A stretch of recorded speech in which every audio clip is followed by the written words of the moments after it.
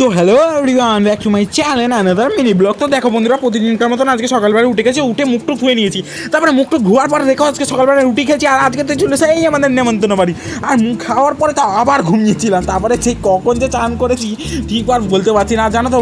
আমি তো যাইনি গরমের জন্য, আর দেখো আমি নিজে নিয়ে ঠিক মতন খেতেও পাই না, তাই ছেঁড়াবেড়া করে দিয়েছি। আর দেখো তারপরে খেয়ে দিয়ে ঘুমিয়ে উঠে একটা লাড্ডু আর একটা মিষ্টি খেয়ে নিয়েছিলাম। তা আজকে একটা বিকেলবেলা কাজ ছিল, তাই জন্য যাচ্ছিলাম। আর দেখো যাওয়ার সময় এই জামাটা পরে নিয়েছি, আর জামাটা পরে তো আমার মনে হচ্ছে পেটটা পুরো ফেটে বেরিয়ে যাবে জামাটার থেকে। দিনকে দিন যা গতর হচ্ছে সবাই আমায় বলছে, আর কি আর বলবো। আর আসার পথে তো দিদাবাড়ি চলে গেছি, আর আসার পথে দেখো আজকে দিদাবাড়ি এসে দেখেছি দিদি। এটা কতদিন পরে এলে তোমরাই জানো, সেই নীল ষষ্ঠীর পুজোর দিন এসেছিল, আর আজকে এসে তারপর একটা পেপসি খেয়েছিলাম, আর এই যে দিদা চপ বেঁচেছিল, তো চপ খেয়েছিলাম। আর আমার পাশ দিয়ে আমার দিদি কিছুক্ষণ আইপিএল ম্যাচ দেখলাম। তো যাই হোক, কিছুক্ষণ আইপিএল ম্যাচ দেখেছিলাম, তারপর দিদা বললো খেতে বসেছে, আর আমি অমনি হাত ধুয়ে বসে গেলাম দিদাবাড়ি খেতে।